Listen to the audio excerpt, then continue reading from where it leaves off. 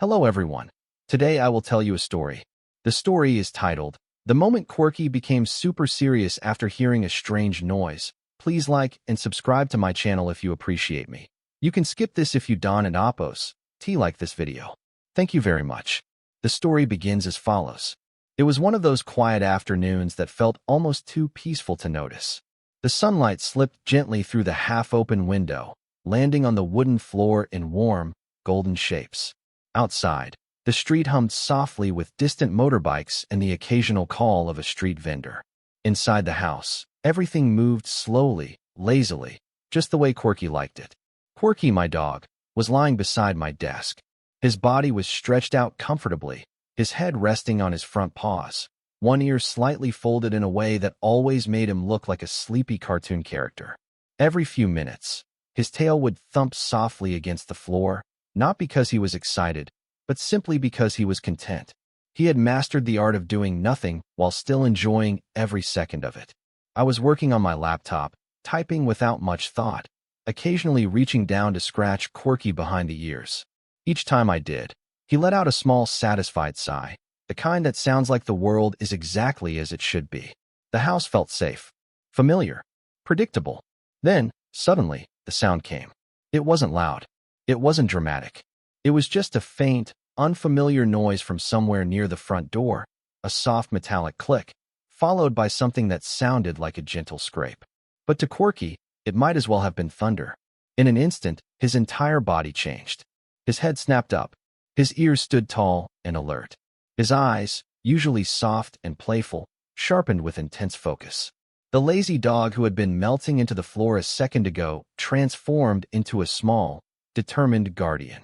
Corky slowly stood up, placing his paws firmly on the ground.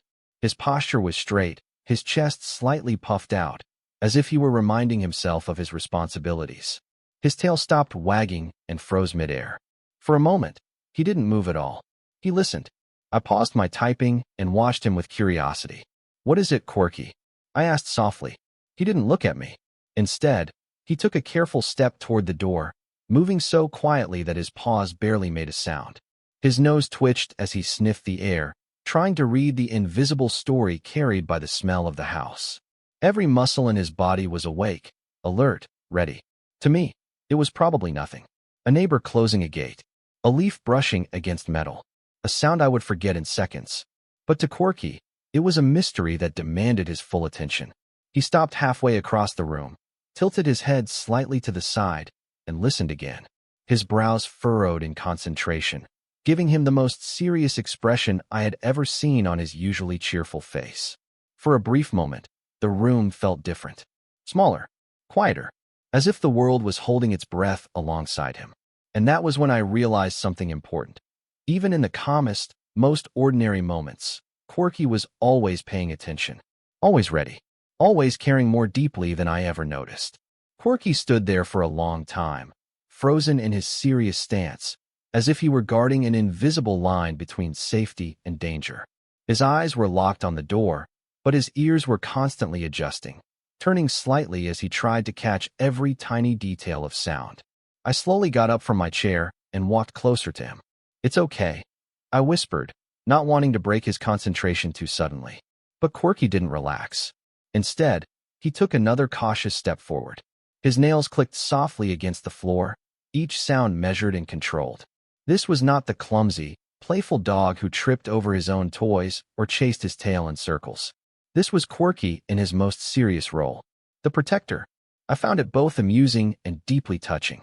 Here was a small dog, living a simple life full of naps, treats, and gentle walks. Yet the moment something felt even slightly unfamiliar, he stood up to face it. No hesitation, no fear that I could see, just quiet determination.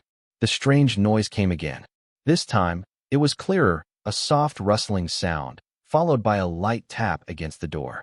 Corky let out a low, careful bark. Not loud or aggressive, but firm. A warning bark. The kind that says, "I hear you. I'm here."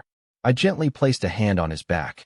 I could feel the tension in his muscles, the way his body vibrated with alert energy. "Good boy," I murmured, more to reassure him than anything else. For a moment, he glanced back at me. That look, half serious, half questioning, was unforgettable. It was as if he were asking, "Do you want me to keep going? Should I protect us?" I nodded slightly, even though I knew there was probably nothing to worry about. Corky turned back to the door and sat down, still facing it, still watching. His ears stayed upright, but his breathing slowed just a little. He wasn't panicking. He wasn't overreacting. He was simply doing what he believed was right. Eventually, the sound stopped. The house returned to its familiar silence. The tension in the air slowly faded away. Corky waited a few more seconds, just to be sure. Then, almost comically, his body relaxed all at once. His ears flopped back down. His tail began to wag again. He turned around and trotted back toward me with a proud little bounce in his step. The serious guardian was gone. In his place was my goofy, lovable dog, looking up at me as if to say, "Did you see that?" I handled it. I laughed and knelt down to hug him. "You did great," I said, rubbing his head. Corky leaned into me, his seriousness melting away completely. He licked my hand once, then flopped onto the floor at my feet, rolling onto his back and demanding belly rubs as if nothing had ever happened.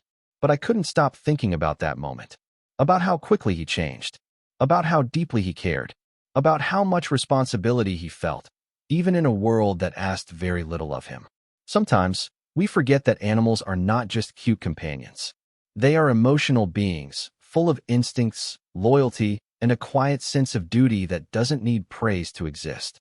That afternoon, Corky reminded me of that, without saying a single word. Corky's serious moment over a strange noise may seem small, even funny, but it carries a gentle lesson that fits beautifully into our modern lives. In a world where people are often distracted, rushed, or emotionally distant, animals like Corky show us the power of presence.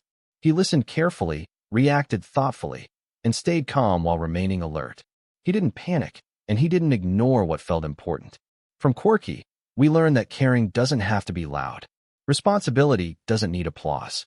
Love often shows itself in quiet readiness, being there when it matters, even if no one notices.